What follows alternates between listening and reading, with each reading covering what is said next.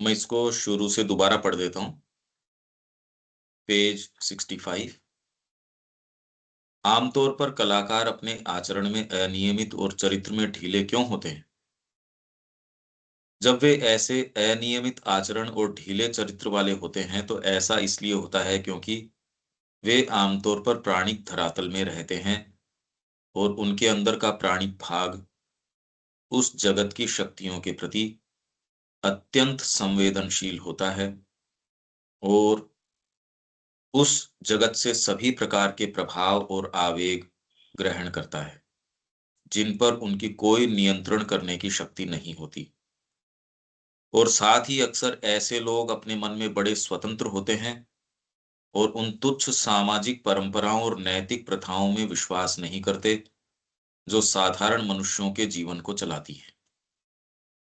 वे आचरण के प्रचलित नियमों से स्वयं को प्रतिबद्ध महसूस नहीं करते और अब तक उन्हें वह आंतरिक नियम प्राप्त नहीं हुआ होता जो उन नियमों का स्थान ले सके। चूंकि उनके अंदर कामना में पुरुष की गतियों पर लगाम लगाने के लिए कुछ नहीं होता, इसलिए वे आसानी से एक स्वच्छंदता या असंयमितता का जीवन जीते हैं। परंतु सभी के साथ ऐसा नहीं है। मैं 10 वर्ष तक कलाकारों के बीच रही हूं और उनमें से अनेकों को मैंने उनके मर्म तक बुर्जुआ रूढ़िवादी पाया। बुर्जुआ किसको बोलेंगे? ज्यादा एक्सट्रीम कोई अतिशय काम नहीं करना, कोई नए अभियान नहीं करना, जीवन में बस मेरे को तो दो दो रोटी दाल मिल जाता है, ज्यादा आशा नहीं, ज्यादा ये नहीं वो नहीं, अभियान प्रिय नहीं, एक बस सारी चीज थोड़ी थोड़ी, ज्यादा तकलीफ भी नहीं होनी चाहिए, ये भी नहीं होना चाहिए, जिसके अंदर कोई उच्चतर अभीप्सा नहीं हो, ज्यादा हो तो भी कह दे नहीं नहीं आज ज्यादा नहीं करना चाहिए ये, बस आपको भगवान ने एक ड्यूटी दी है, परिवार दिया है, बस वो ड्यूटी का पालन कीजिए, ये कीजिए। तो ये कलाकार जो अनियमित बूर्जुआ हैं, वे विवाहित थे और व्यवस्थित जीवन बिताते थे, अच्छे पिता थे, अच्छे पति थे, तथा क्या करना चाहिए और क्या नहीं इस विषय के जो कठोरतम नैतिक सिद्धांत हैं उनका अपने जीवन में पालन करते थे। एक ऐसा तरीका है जिससे योग कलाकार की सृजनात्मक प्रेरणा को बंद कर सकता है। यही बात मैं पिछली बार आपको कह रहा था, ये ठीक यहां आ गई, मेरे को ध्यान नहीं थी कि ये चीज यहां है। यदि उसके कला का स्रोत प्राण जगत में है तो जब वह ये एक योगी बनेगा उसकी वह प्रेरणा चली जाएगी, अथवा यूं कहें कि जिस स्रोत से उसे प्रेरणा मिलती थी वह अब और उसे प्रेरित नहीं करेगा, क्योंकि तब प्राण जगत अपने सच्चे स्वरूप में उसकी आंखों के सामने आ जाता है। वह अपने सच्चे मूल्य को धारण कर लेता है और वह मूल्य बहुत ही सापेक्ष होता है। तब आपकी कला का जो मूल्य है वो उसका मूल्य आप देख लेते हो, और वो मूल्य जो है सापेक्ष है, निरपेक्ष मूल्य की चीज नहीं है ये। उनमें से अधिकांश लोग जो अपने को कलाकार कहते हैं अपनी प्रेरणा केवल प्राणिक जगत से ग्रहण करते हैं और अपने आप में यह प्रेरणा कोई उच्च या महान अर्थ नहीं रखती। परंतु जब कोई सच्चा कलाकार वह जो अपना सृजनात्मक स्रोत एक उच्चतर जगत में खोजता है, योग की ओर मुड़ता है, तो वह पाएगा कि उसकी प्रेरणा अधिक प्रत्यक्ष और शक्तिशाली हो गई है तथा उसकी भावाभिव्यक्ति अधिक स्पष्ट और अधिक गहरी हो गई है। अब इसका कितना किसको अनुभव है ये मैं नहीं जानता, और इसकी बात कोई विशेष की भी, क्योंकि पिछली बार मैंने इसी की खूब खूब बार बार चर्चा मैंने की है।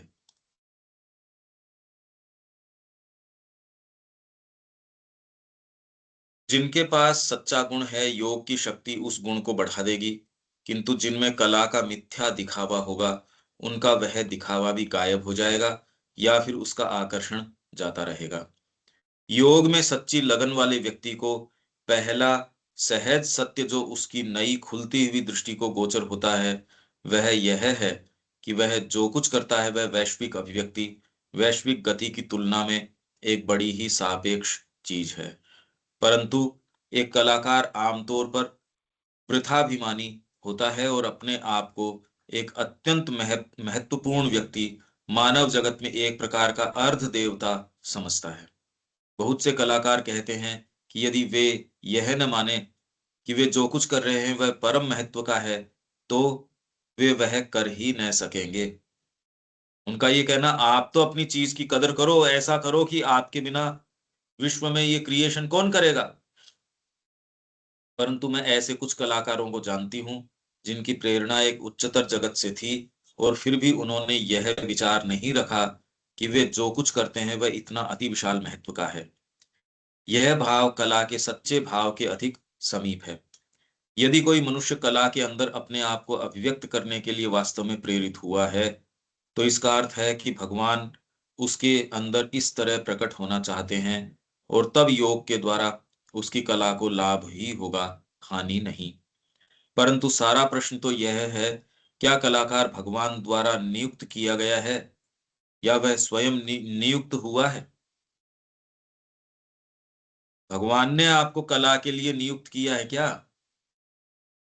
कि आपका जो भगवान से संपर्क है, कला उसका माध्यम है अभिव्यक्ति का, या आप स्वयं नियुक्त हुए? स्वयं नियुक्त में फिर बाद में आप क्या चीज एक्सप्रेस करोगे, क्या व्यक्त करोगे? अब है तो ये मुश्किल चीज, और इसका अगर अनुभव नहीं हो तो इसका विशेष कुछ कहने में भी लाभ नहीं है इसका। शरद भाई, अब इसमें कोई बात है? क्योंकि पिछली बार हमने बातें करी थी इसके विषय में, और मैं जो प्राणिक स्रोत की बात कर रहा था वो इस बार आ ही गया, पर इसका अनुभव तो होता नहीं जनरली लोगों को। भाई कला का तो जो कलाकार है उसी को अनुभव होगा।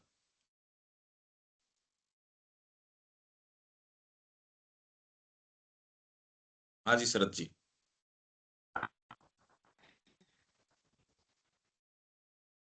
आवाज भैया नहीं आ रही। हाँ हाँ बोलिए। समझ में नहीं आता है। है। ये जो कलाकार, ये जो कला हाँ नहीं, आवाज नहीं आता है क्या?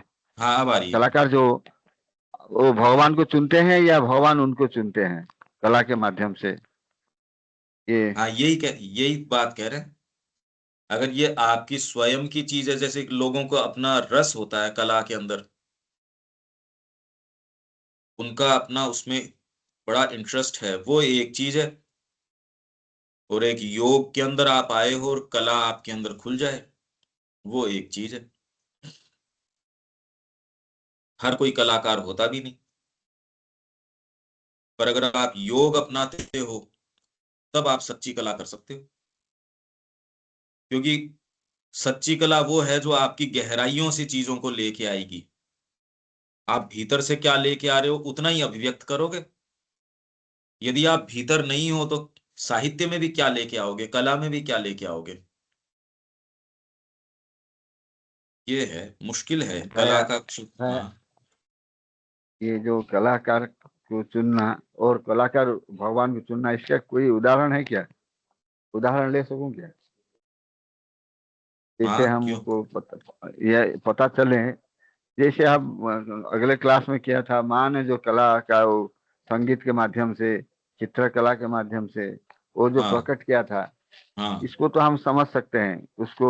वो अंत प्रेरित होकर ही वो करते थे, अर्थात वो अब चुने हुए थे, भगवान से अं, चुने हुए थे। अंतः प्रेरणा हम नहीं समझते ना।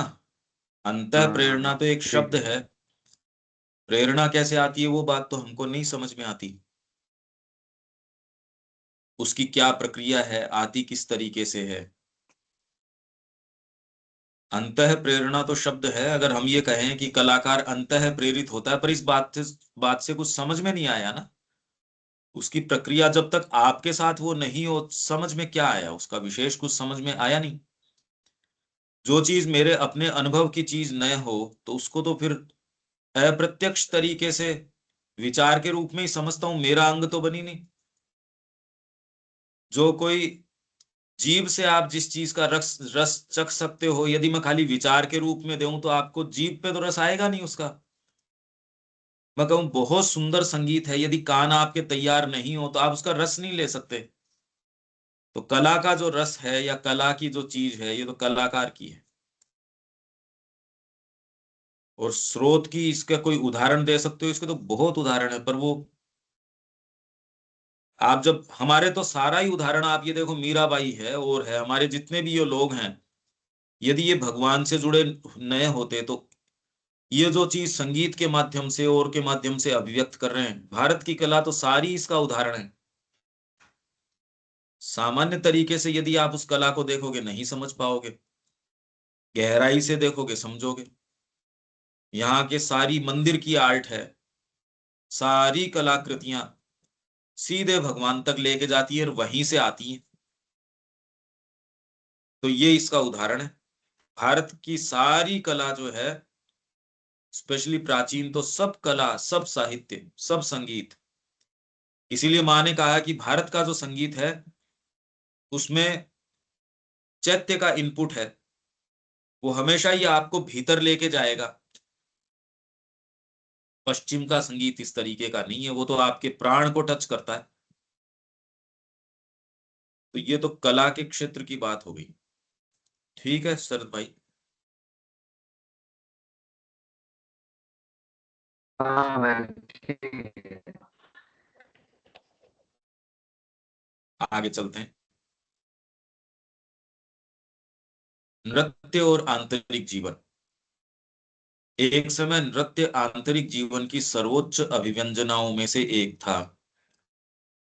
डांस जो है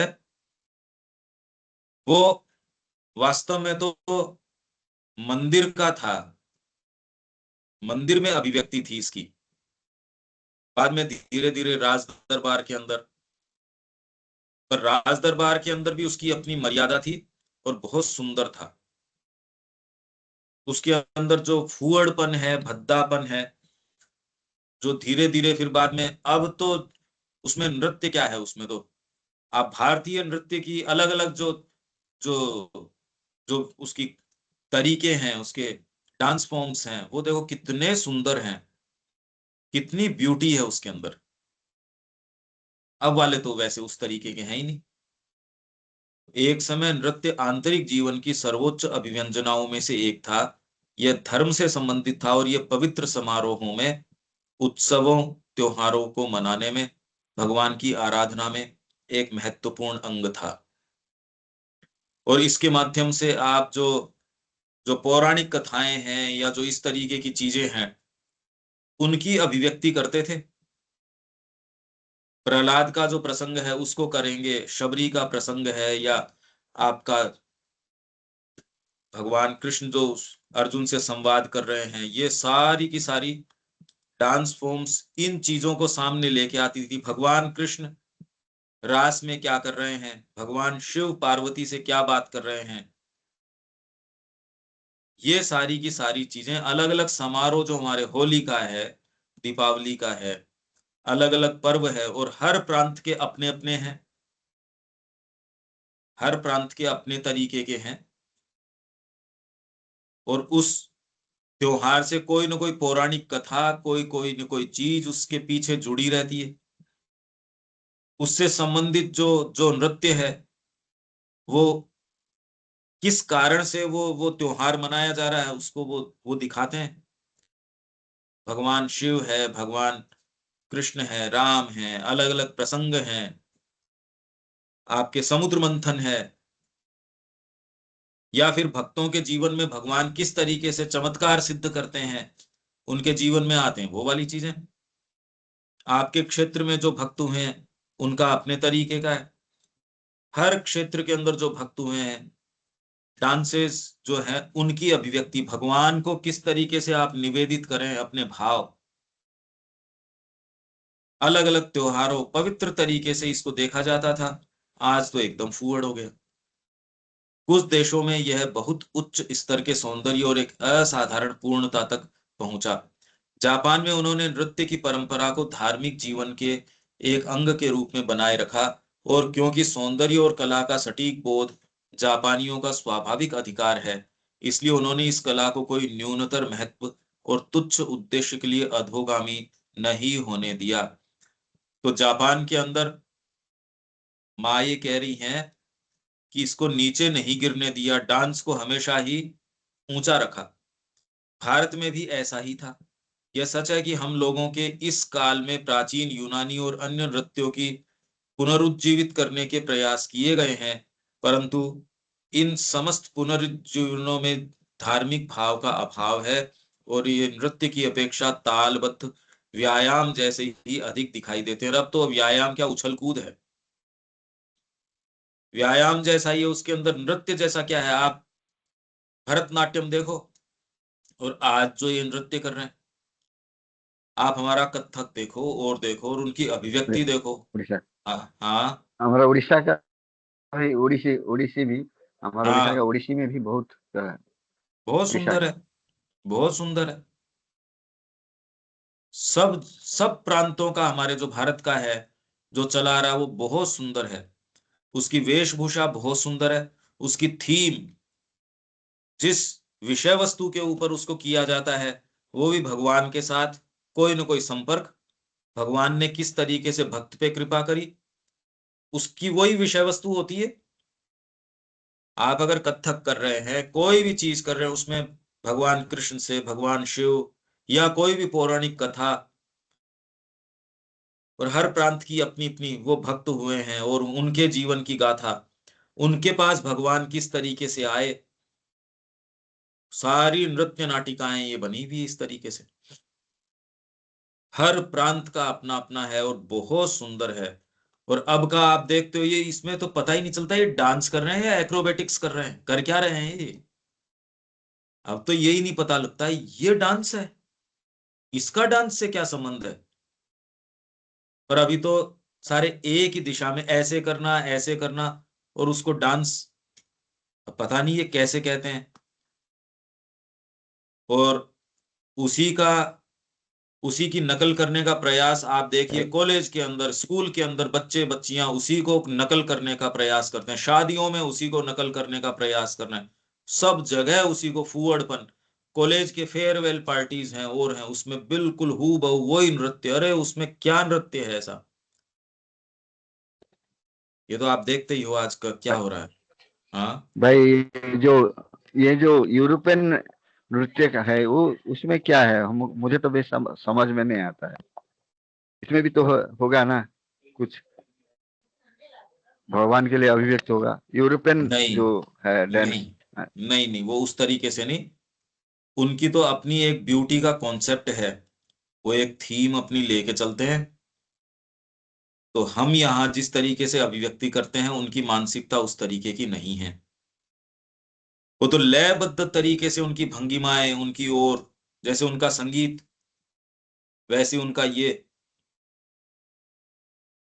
उनका जो जो नृत्य है, स्पेशली इसके अंदर रशियंस का जो वो बता रहे हैं, रशियन वहां पांडिचेरी में भी आए थे, और वहां उन्होंने एक बार माँ के समय अभिव्यक्ति की, माँ ने कि कितना परफेक्टली डांस करते हैं। पर उस डांस में वो कह रही है लोअर परफेक्शन है ये, मानवीय स्तर का निम्नतर परफेक्शन है।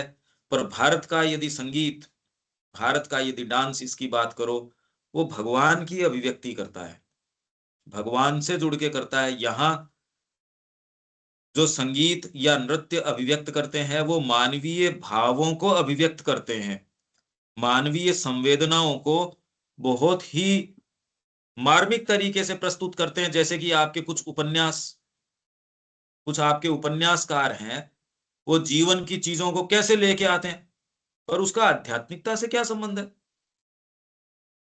तो वैसे ही उनकी जो आर्ट फॉर्म्स हैं, वो मानव की साइकोलॉजी भी तो बहुत ज्यादा डीप है। उसके अंदर आपके भाव हैं, आपकी संवेदनाएं हैं, बड़ी गहरी पीड़ाएं हैं जीवन की, उस सारी को इसके माध्यम से अभिव्यक्त करते हैं, और बड़ा सुंदर तरीके से करते हैं। पर वो आपको कोई ऊपर नहीं उठाता। अब उपन्यास इतने सारे लोग पढ़ते हैं, कोई ऊपर उठाने के लिए थोड़ी, ऊपर उठाने वाली चीजें तो आप पढ़ते ही नहीं, बोर लगती है आपको तो, उसका तो स्वाद ही नहीं है। मां श्री अरविंद की पुस्तकों का स्वाद कहाँ है? आप सामान्य व्यक्ति को दोगे, वो तो कहेगा ये कौन पढ़ेगा इसको, उनको तो वो अच्छी नहीं लगेगी। यदि हम गहन चर्चा, यहाँ गंभीर चर्चा करते हैं, आपके ही साथी आने से ही मना कर देते हैं, भाई हम नहीं आएंगे, उनको पसंद नहीं है ये, उनको वो ही पाशविक चीजें पसंद हैं। आप क्या कर सकते हो? आप तो बोलते हो ना उनको समय पे आने के लिए, उनकी पसंद ही पाशविक है, इसमें क्या करेंगे? उनको अच्छा संगीत आप सुनाओगे, वो कभी नहीं आएंगे आपके पास, उनको तो वही वाला चाहिए। हाँ जी शरद भाई।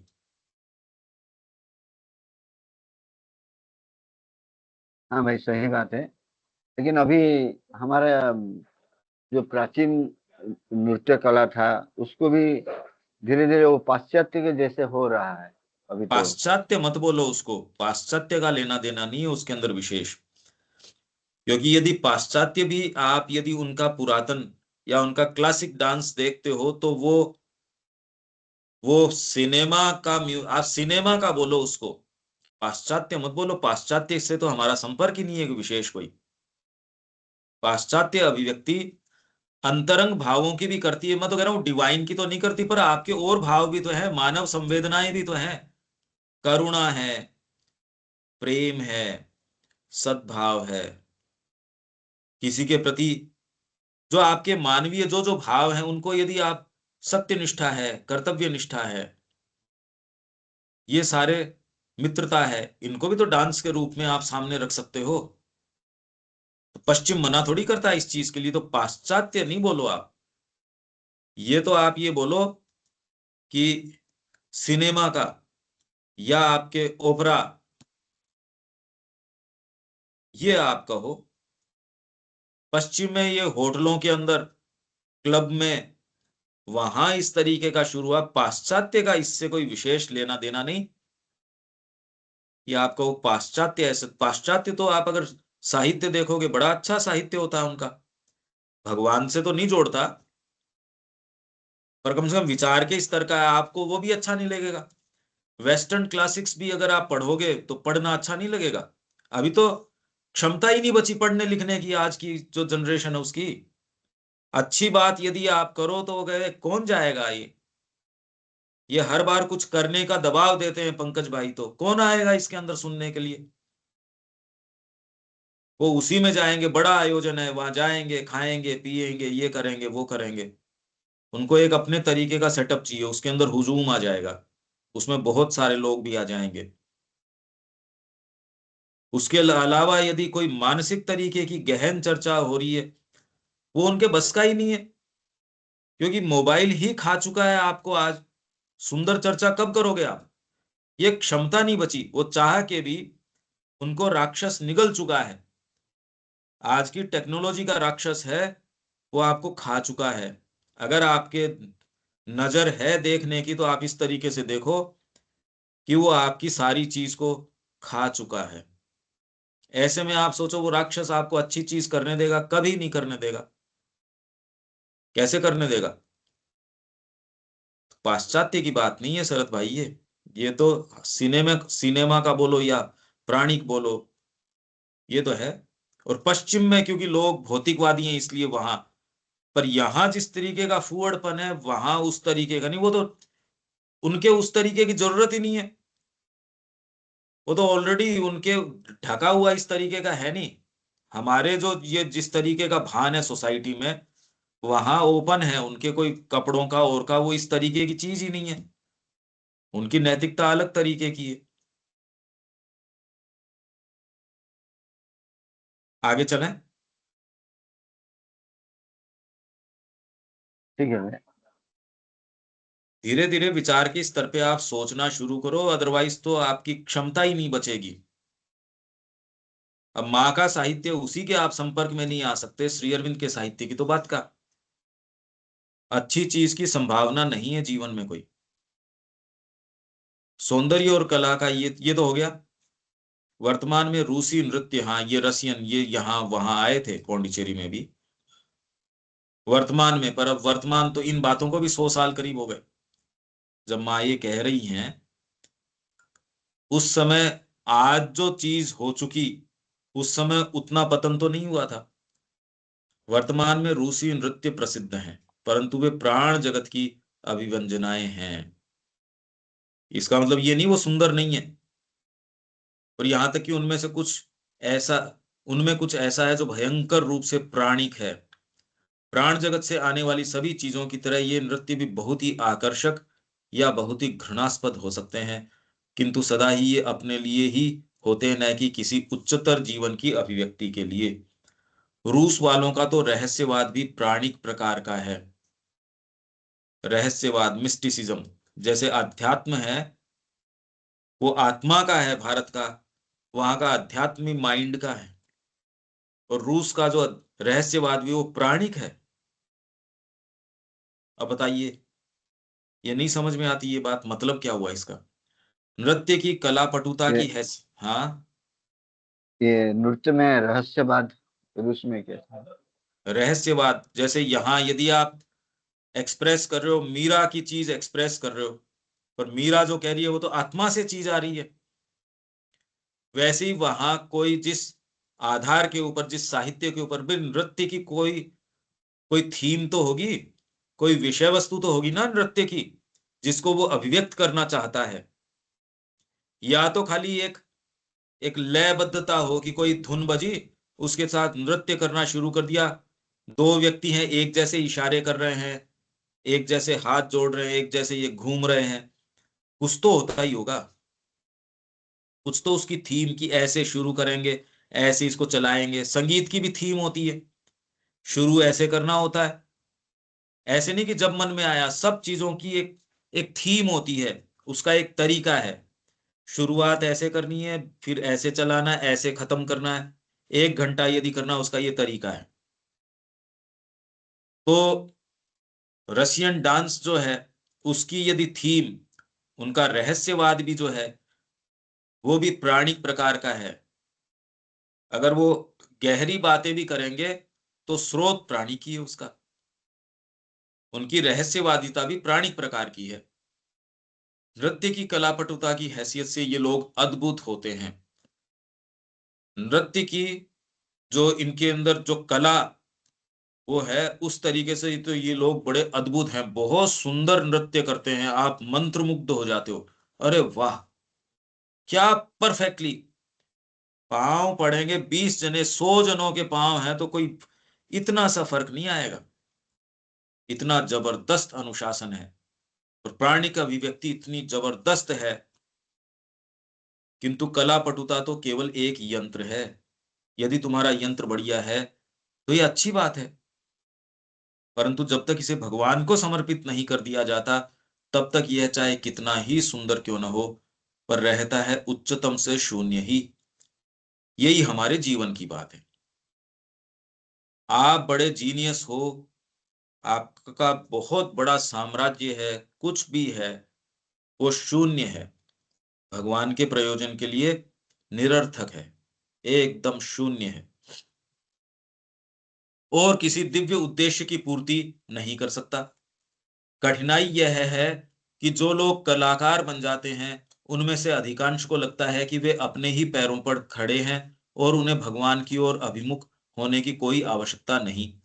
यह बड़े दुख की बात है, कारण भागवत अभिव्यक्ति में कौशल उतना ही उपयोगी तत्व है जितनी की और कोई वस्तु।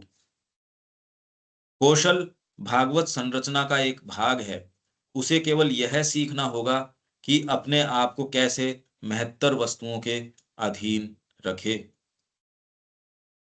कौशल, कुशलता, कुशलता तो यंत्र की ठीक है, पर भाव भीतर से क्या है, हम यहाँ भावग्राही हैं। भगवान के प्रति कौशल। आपका है। हाँ, कौशल कौशल। क्या बताया, क्या बोल रहे हैं शरद भाई, क्या बोल नहीं रहे भाई, हैं? कोई कोई नहीं था कोई। नहीं भाई, मैंने नहीं बोला तो कोई।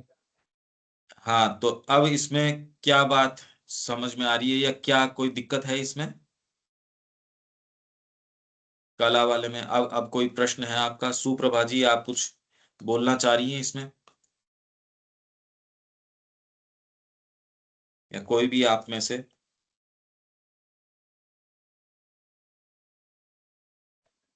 मैं ये सोचे कि भैया, कला के माध्यम से, नृत्य कला के माध्यम से भी तो आध्यात्मिकता को प्रकटित किया जा सकता है। हाँ बिल्कुल, ऐसा है। बिल्कुल किया तो जा सकता है। अभी तो ये नहीं हो रहा है भैया।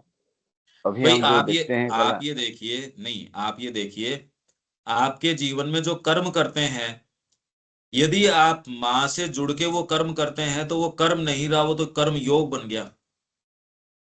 वो माँ से आपका जो संपर्क है उसकी अभिव्यक्ति बन गया। आप फिर खेती करेंगे, अगर माँ के लिए करेंगे तो वो योग बन गया। खेती क्या बन गई? सेवा बन गई। वो ही भोजन है, अगर आप भगवान को निवेदित करके बनाते हैं तो वो भोग बन गया, प्रसाद बन गया वो। तो आप किस भाव से जुड़ के कोई कर्म करते हैं वो तो योग बन जाएगा, साधना बन जाएगी। और साधना के जीवन में आप एक्टिविटी तो करेंगे, सारे काम करेंगे आप, आंख मूंद के थोड़ी बैठे रहेंगे। पर वो जो जो काम आप करते हैं वो सारी की सारी दिव्य अभिव्यक्ति बन जाती है। और यूं अगर आप माला भी जपते हो, पर यदि उद्देश्य ये है कि इससे मेरे को ये प्राप्त हो जाए, तो वो भी अभिव्यक्ति आपके निम्नतर सत्ता की है, उच्चतर की नहीं है। तो हो सकता है कि वो माला जपने से परिणाम तो मिल जाएगा, पर आपको वो परिणाम जो एक तो माँ के लिए आप कर रहे हो और एक कोई चीज प्राप्त करने के लिए कर रहे हो, इन दोनों में तो फर्क रह जाएगा। तो जैसे आपका सारा जीवन अभिव्यक्ति बन सकता है माँ की, माँ से आपका जो प्रेम है उसकी अभिव्यक्ति बन सकता है, अब वर्तमान में तो है नहीं। तो एक साधक क्या करता है, वो अपनी सारी चीज निशेष रूप से माँ को दे देता है। अब वो यदि पत्र भी लिखेगा तो वो योग साधना का अंग बन गया, वो क्लास लेगा तो योग साधना का अंग बन गया। वो कोर्ट केस के अंदर जा रहा है, यदि कोई ऐसा पेट्रोल पंप पे पेट्रोल भर रहा है गाड़ियों में, माँ के लिए कर रहा है ये काम, तो पेट्रोल भरना योग बन गया। और यो तो पेट्रोल पंप पे कितने करोड़ों पेट्रोल पंप है, उनमें पेट्रोल भर के कोई योग होता है क्या? मैं तो कह रहा हूं योग करके योग नहीं होता। अगर आप अपने ऊपर ही केंद्रित हो कि इससे मेरे को मुक्ति मिल जाएगी, इससे मेरे को लाभ मिल जाएगा, तो आप केंद्रित तो अपने अहम के ऊपर ही हो, उससे मुक्ति नहीं मिलती। आपको मुक्ति तो इस बात से मिलेगी कि आप अपने आप को निशेष रूप से मां को दे देते हो और इसमें आपको आनंद आने लगता है। अब आपकी सारी अभिव्यक्ति जीवन की कैसी होगी, सोच के देखो। जब आप ये प्रश्न करेंगे मां की प्रसन्नता किस चीज के अंदर है, और आप ये जानना चाहेंगे कि मां इस चीज में प्रसन्न होगी, तो आपके कर्म कैसे होंगे आप देखो विचार करके। अगर आपके ये प्रश्न इतना महत्वपूर्ण बन जाता है जीवन में कि मां प्रसन्न किस चीज में होगी, अभी ये प्रश्न हर चीज में उठता नहीं, इतना महत्वपूर्ण वो वाली बात है नहीं, इसलिए जीवन में हमारे कोई उद्देश्य ऐसा सच है नहीं। जीवन जितना जिस तरीके से है वह ठीक है, जो है सो। अगर ये चीज आपके जीवन में प्रधानता रखे कि माँ की प्रसन्नता किस चीज में है, ये तो आपके जीवन में परिवर्तन आ जाएगा ना। आप विचार करके देखो, आप हर एक फील्ड में आप अगर कोई भी कर्म कर रहे हैं, कपड़ा भी बना रहे हैं, सिलाई कर रहे हैं, बर्तन साफ कर रहे हैं, भोजन पका रहे हैं, परिवार का काम कर रहे हैं, जिसका भी कर रहे हैं, पर यदि ये है कि माँ की प्रसन्नता तो ऐसे होगी, आपका कर्म कितना सुंदर बन जाएगा, उसमें भार नहीं लगेगा। कर्म अब आपके लिए एक बोझा नहीं रहेगा, कर्म तो एक आत्म अभिव्यक्ति बन गया, आनंद का क्षेत्र बन गया। अभी बोझा है, विश्व में पूरे में बोझा बन गया कर्म, जो एक आनंद का विषय है। अभी ये है कि 1 घंटा भी आप फालतू काम करो तो कहते मेरे को ओवर टाइम दो।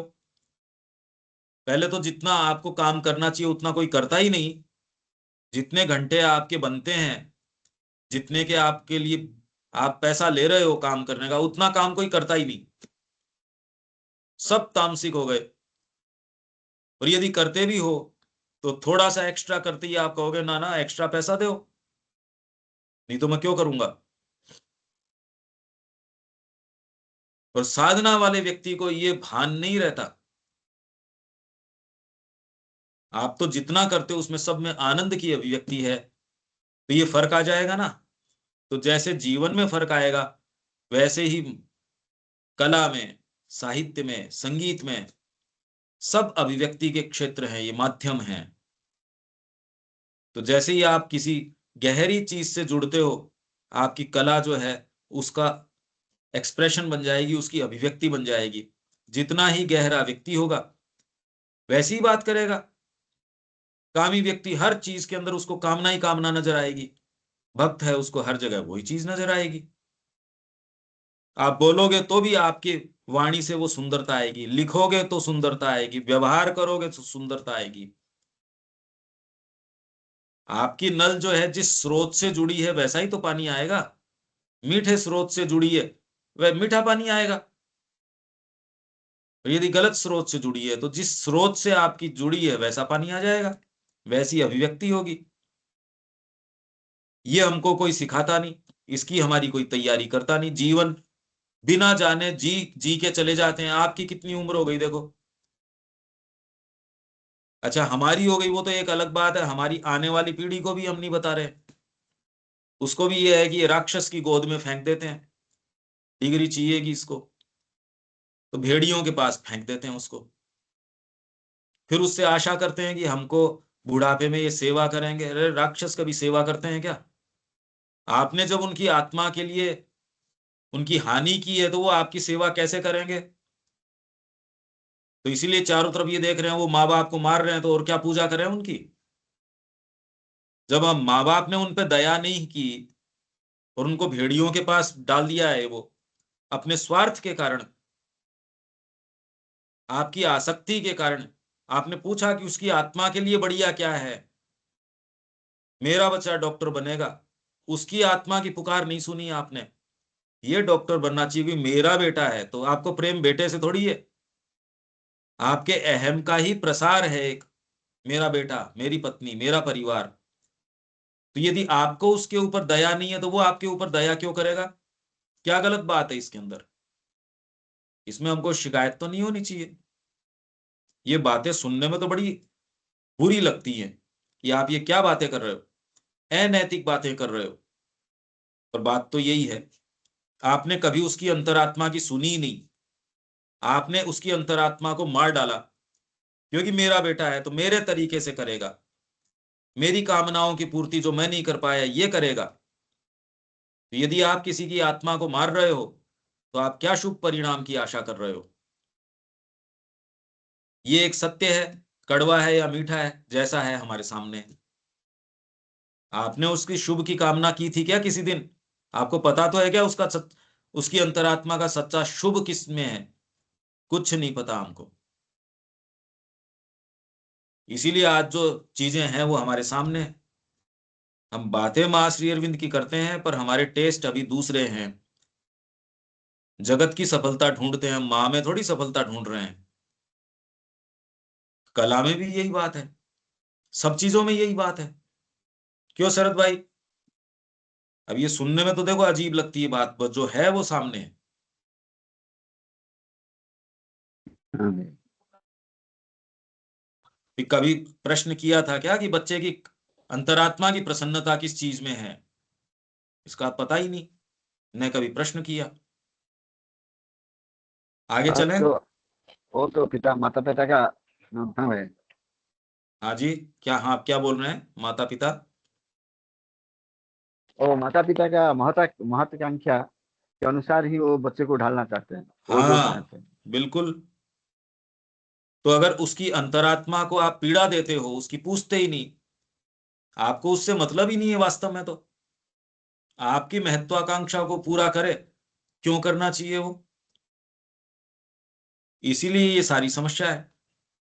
हम ये प्रश्न ही नहीं करते माँ बाप होके कि बच्चे का सच्चा कल्याण किस चीज में है।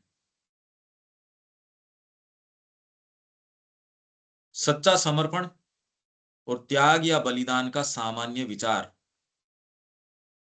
ये भी एक ऐसी चीज है। अब ये कैसे बताएं? पढ़ तो मैं देता हूं, आप यदि प्रश्न करेंगे तो मैं प्रयास करूंगा इसको एक्सप्लेन करने का। बाकी ये विचार बहुत मुश्किल है। जनरली आध्यात्मिकता के अंदर क्या कहते हैं, आप किसी भी महात्मा जी से और से बात करोगे वो आपको कहेंगे बेटा इस मार्ग में बहुत त्याग करना पड़ता है, इसमें सब त्यागना पड़ता है, अपना सब छोड़ना पड़ता है, बड़ा पीड़ा का, बड़ा तकलीफ का मार्ग है। यदि आपको छोड़ने का, कोई चीज त्यागने का भान है तो आप इस मार्ग के व्यक्ति नहीं हो। इस मार्ग में त्याग के लिए कोई संभावना नहीं है, बलिदान की कोई संभावना नहीं है। त्याग का मतलब क्या है? आपको कोई चीज बड़ी अच्छी लगती है, सुरुचिपूर्ण है, और उससे आपका दूर होना, आप तकलीफ पाना। मां की ओर जाना क्या तकलीफ पाना हो सकता है क्या? अंतरात्मा की ओर जाना क्या कभी भी कोई त्याग हो सकता है? अगर आपको जगत अच्छा लग रहा है और उसको छोड़ के मां की ओर जा रहे हो, तो फिर बाद में हम भ्रमित हैं। ये कभी नहीं हो सकता ऐसा कि जगत आपको बड़ा प्रिय है, उसको छोड़ के अब आप मां की ओर जा रहे हो। ये हो नहीं सकता।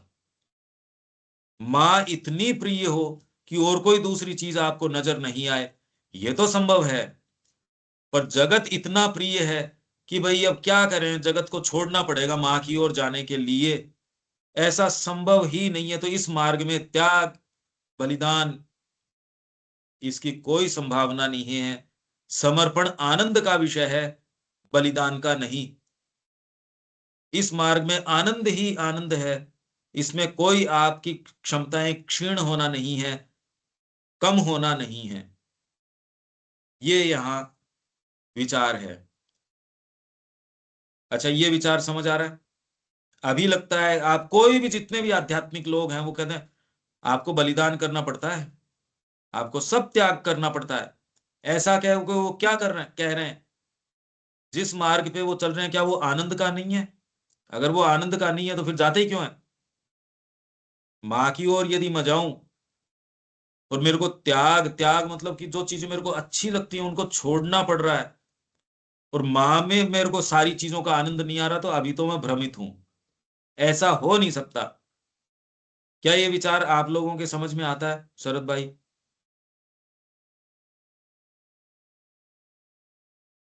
नहीं भाई, मुझे तो मेरे समझ में तो नहीं। नहीं, आपको आप जो जो बोला। जो आध्यात्मिकता के लोग हमेशा आप सुनेंगे, वो क्या कहते हैं, इस आध्यात्मिक मार्ग के अंदर आपको जगत का त्याग करना पड़ता है, आपके परिवार का त्याग करना पड़ता है। मतलब आपको जो चीजें अच्छी लगती है उसका त्याग करना पड़ता है। त्याग का उनका अर्थ ये है कि वो जो चीजें अच्छी लगती है आपको छोड़ने में तकलीफ होती है। ये भान इस मार्ग में नहीं हो सकता। मां में आपको इतना आनंद आता है, त्याग का तो इसमें कोई प्रश्न ही नहीं है। मां के पास आप जाते हो तो इसमें कोई तकलीफ का काम है या आनंद का काम है? तो इसमें त्याग नहीं हो सकता। बच्चे को कहें कि तेरे को मूवी दिखाएंगे, फिल्म दिखाएंगे, वो कहते हो कितना त्याग किया इसने, तो आप कहे त्याग शब्द का दुरुपयोग है ये। त्याग क्या करना पड़ा है इसमें? आपको जो चीज अच्छी लगती है वो पकवान मैं आपको दे रहा हूँ, वो व्यंजन आपको दे रहा हूँ, वो भोजन आपको दे रहा हूँ, कहो शरद भाई त्याग कर रहे हैं, तो आप कहे ये क्या त्याग है? अरे ये कौन सा त्याग है भाई? तो जब आप माँ की चेतना के अंदर प्रवेश कर रहे हैं, माँ के नजदीक जा रहे हैं, इसमें त्याग की संभावना ही कैसे है? तो आध्यात्मिक मार्ग के अंदर त्याग की संभावना नहीं है सच्चे अर्थों में। इसमें तो आपको आनंद ही आनंद आता है। त्याग भले ही अज्ञान का तो हो सकता है, आपकी मूर्खताओं का हो सकता है, अचेतनता का हो सकता है, क्योंकि आपके पास चेतना आती रहेगी, आनंद आता रहेगा, ज्ञान बढ़ जाएगा, आपकी क्षमताएं हैं जो पहले नहीं कर पाते थे काम, अब कर पाओगे। इसमें तो कोई दिक्कत नहीं है। आप स्कूल जाते हो तो उसमें त्याग थोड़ी करते हो। अज्ञान का भले ही त्याग है, अगर त्याग कहो तो, पर वो त्याग थोड़ी होता है कि शरद जी ने अज्ञान का त्याग कर दिया, तो ये कौन सा त्याग हुआ? तो आध्यात्मिक मार्ग में त्याग नहीं हो सकता। ठीक है, अब विचार समझ में आ रहा है?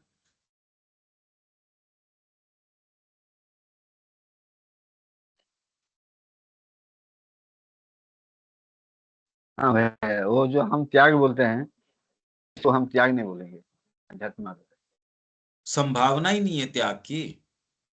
त्याग का अर्थ तो ये है कि आपको कोई चीज अच्छी लगती है, उसको आप जबरदस्ती, जैसे बच्चे को खिलौना अच्छा लग रहा है, आप छीन के उसको दूर कर रहे हो। इस मार्ग में आपसे कोई चीज छीनी नहीं जा सकती। ये तो आनंद का विषय है। तो मैं इसको पढ़ देता हूं। हमारे योग में त्याग के लिए कोई स्थान नहीं है, जबकि और सारी ये जितने महात्मा जी हो रहे इनसे बात करे, बेटा त्याग करना पड़ता है, इसमें सब चीजों का त्याग करना पड़ता है, अपनी इच्छाओं का त्याग करना पड़ता है, पता नहीं किस किस चीज का वो बताते हैं। और यहाँ ये क्या कह रहे हैं, हमारे योग में त्याग के लिए कोई स्थान नहीं है, परंतु सब कुछ इस पर निर्भर करता है कि तुम त्याग शब्द का क्या अर्थ करते हो। अपने विशुद्ध भाव में इसका अर्थ है पवित्र उत्सर्ग, मतलब भगवान को ऑफर कर देना, भगवान के प्रति अर्पण द्वारा पवित्रीकरण। भगवान के लिए यदि आप भोग बना रहे हैं और भगवान को लगा रहे हैं, वो भेंट कर रहे हैं, भोग बन गया, उसका स्वाद कुछ और है। जो भी चीज आप भगवान को अर्पित करते हैं, माता जी को चढ़ा देते हैं, उसका स्वाद बन जाता है। जीवन आपका इतना सुंदर बन जाता है जब वो माँ को निवेदित होता है। आपके भाव, आपके कर्म, आपका चिंतन, यदि माँ के विषय में चिंतन करेंगे, आपका चिंतन पवित्र हो जाएगा, सुंदर हो जाएगा। माँ के लिए जीवन यदि आप देते हैं तो आपका जीवन बहुत सुंदर हो जाएगा। आप आश्रम में देखते हैं, वहां लोगों में आपको एक विशेष प्रकाश नजर आएगा। जो सच्चे साधक हैं माँ के, उनमें आपको एक विशेष अंतर नजर आता है। ये तो आपने देखा होगा शरद भाई, ये अंतर देखा है ना आपने?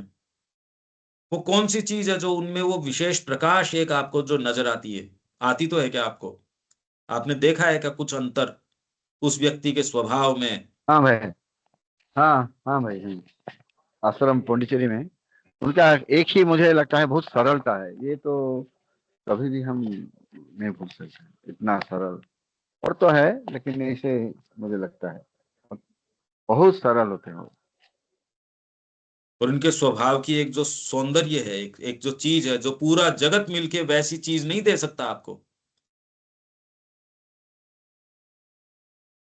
तो ये पवित्र करना है, आपका जीवन पवित्र हो जाता है। परंतु आजकल यह शब्द जो भाव लिए रहता है उसके अनुसार त्याग कुछ ऐसी चीज है जो विनाश के लिए कार्य करती है। अपने साथ यह शब्द एक अभावात्मक वातावरण, अभाव, त्याग मतलब ओहो जीवन का त्याग कर दिया, वस्त्रों का त्याग कर दिया इन्होंने, महात्मा जी ने भोजन का त्याग कर दिया। ये मतलब आपको कोई जो चीज पसंद थी, आवश्यक थी जीवन के लिए, उससे आपका अभाव हो गया। ऐसी चीज इस योग में नहीं है, माँ ये कह रही है। इस प्रकार का त्याग परिपूर्णता नहीं है, यह तो आत्मवंचना है, आत्मवध है, मारना है। तुम अपनी जो संभावनाएं हैं, अपने व्यक्तित्व की अत्यंत जड़ भौतिक से लेकर उच्चतम आध्यात्मिक श्रेणी तक की संभावनाएं और सिद्धियां, उनका त्याग करते हो।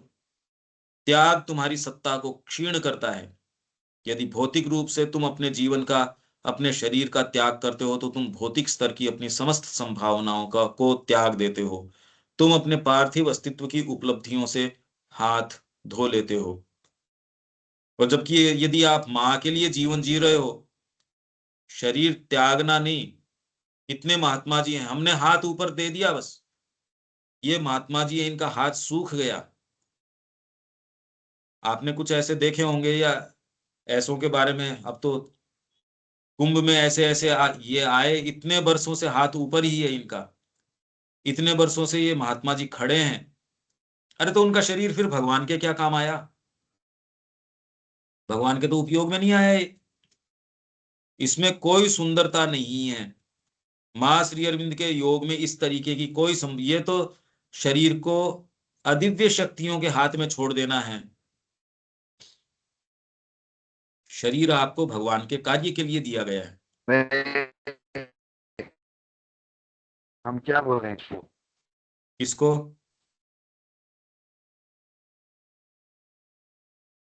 किसको किसको क्या बोले?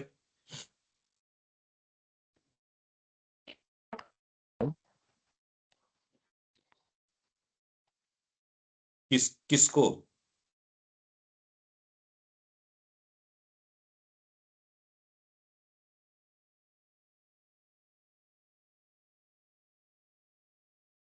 आगे चलते हैं, वो आ जाएंगे तो दोबारा लेते हैं इसको।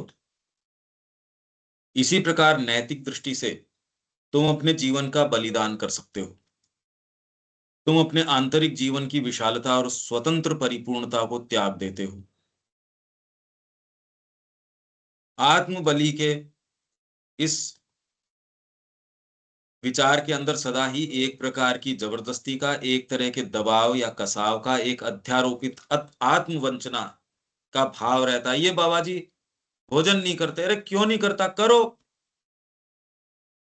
इससे उसके अपने अहंकार का परिवर्तन हो जाता है। देखिए मैंने भोजन नहीं किया, अरे करता तो इससे बढ़िया रहता। उनका अहंकार बहुत पोषित होता है इसके ऊपर। ये तो आग जला के चारों तरफ तपस्या करते हैं। इससे भगवान के उपयोग में क्या है आप? ये सारा जो आप अपने आप को पीड़ा दे रहे हैं, इससे भगवान का क्या प्रयोजन सिद्ध होता है आपकी ये पीड़ा पाने से? माँ का क्या क्या कार्य सिद्ध हुआ? आश्रम में ऐसी कोई प्रैक्टिसेस आप पौंडीचेरी में नहीं देखते माँ श्री अरविंद के पास कि एक जने ने हाथ ऊपर कर रखा है साहब 20 साल से, 10 साल से, 5 साल से, या ये खड़े हैं, ये आग जला के तपस्या कर रहे हैं। कभी नहीं। माँ ने तो शरीर को भी दिव्य बनाने के लिए वहां कितना जिम्नेशियम खोल रखा है, फिर बाद में स्पोर्ट्स ग्राउंड है, इंटरनेशनल लेवल का, हर चीज ब्यूटीफुल, हर चीज सुव्यवस्थित, किसी भी चीज के साथ दुर्व्यवहार नहीं, पेड़ के साथ भी नहीं। बिल्डिंग को भी पूरा अधिकार है कि वो अपने आप को अभिव्यक्त करे, अपनी दिव्यता को अभिव्यक्त करे। इसलिए हमारे आश्रम की जो बात है, कितनी सुंदरता है उसमें, हर चीज अपने आप को अभिव्यक्त करती है। वहीं ये कह दो नहीं भद्दा पड़े रहो, अरे क्यों? पहली बार किसी ने आके ये कहा पूर्ण बनाओ, इसको भद्दा मत रखो। हाँ शरद भाई, आप क्या पूछ रहे थे?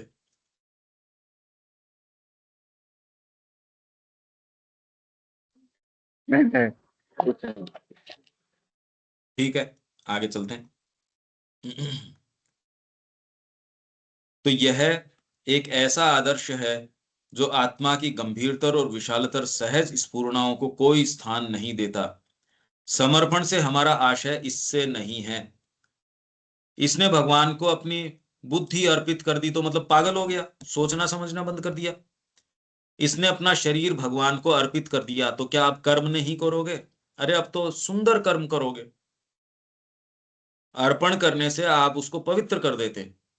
अपितु सहज आत्मदान से है अपने संपूर्ण स्वयं को भगवान को, एक ऐसी उच्चतर चेतना को दे देना जिसके तुम एक अंग हो। समर्पण क्षीण नहीं करेगा, अपितु संवर्धित करेगा, बढ़ाएगा आपको। वह तुम्हारे व्यक्तित्व को घटाएगा नहीं, न उसे दुर्बल करेगा, न उसका नाश ही करेगा, वह उसे सुदृढ़ और विवर्धित करेगा। समर्पण का अर्थ है ऐसा दान जो दान के संपूर्ण आनंद के साथ मुक्त भाव से और पूर्ण रूप से किया गया हो। नहीं तो हमको बताओ, हम यहाँ तकलीफ पा रहे हैं क्या? साधना यदि अपना के आश्रम में रह रहे हैं तो हम तकलीफ पा रहे हैं? तकलीफ पा के कोई रह सकता है? ये तो आनंद का विषय है। और यहाँ आके आप भी महसूस करते हो कि ये जीवन का बिल्कुल उन्मुक्त तरीका है कार्य करने का। आप देखते हो आपके खुद की कितनी एनर्जी आपको मिलती है, माँ की चेतना मिलती है। ये जीने का बेटर तरीका है या अचेतनता के अंदर रहना एक बेटर तरीका है? ये तो आपके सामने है बात। तो इसमें त्याग अथवा बलिदान का कोई भाव नहीं होता। हमने कौन सा त्याग किया? यदि तुम में जरा सा भी ऐसा भाव हो कि तुम त्याग कर रहे हो, तो फिर वह समर्पण नहीं रह जाता। क्योंकि इसका तो यह अर्थ हुआ कि तुम अपने आप को पूर्ण दान से बचाए रखते हो, अथवा यह कि तुम अनिच्छा पूर्वक या कष्ट और श्रम पूर्वक देने की चेष्टा कर रहे हो और तुम्हें दान का आनंद नहीं मिलता। कदाचित तुम्हारे अंदर देने की भावना तक नहीं होती। तो तकलीफ होती है जो आपको लगती है मेरी चीज, ये दूंगा तो मेरे को पीड़ा होगी। जब तुम कोई भी चीज अपनी सत्ता के संपीड़न के भाव के साथ करते हो, तो यह तय मानो कि तुम उसे गलत रूप में कर रहे हो। आप यदि आनंद नहीं प्राप्त कर रहे, तो इसका मतलब आप गलत रूप से कर रहे हो। सच्चा समर्पण तुम्हें विशाल बनाता है, वह तुम्हारी क्षमता वर्धित करता है, वह तुम्हारी गुणवत्ता एवं परिणाम में वह महत्तर ऊंचाई प्रदान करता है जो तुम अपने आप प्राप्त नहीं कर सकते थे। ये सारे जितने भी विचार चल रहे हैं बहुत मुश्किल विचार चल रहे हैं। अब आप देख लीजिए कि हमारा कल्टीवेशन नहीं हुआ, इन विचारों के प्रति हम ओपन नहीं है। अच्छा, इसमें अब कोई प्रश्न किसी के भी? अगला तो अब नहीं पढ़ेंगे, तो अगली बार लेंगे हम। इससे आगे जो हमारी ये होगी उसमें लेंगे। अब इसमें 2 मिनट यदि आप कुछ पूछना चाह रहे हैं या कुछ कहना चाह रहे हैं, कोई विचार जो आपको और स्पष्ट करना हो, सुप्रभा जी, शरद भाई।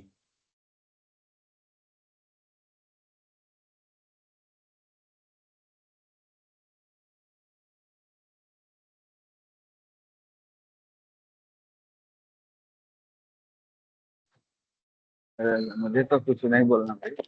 प्रभा जी क्या बोलेंगे क्या? तो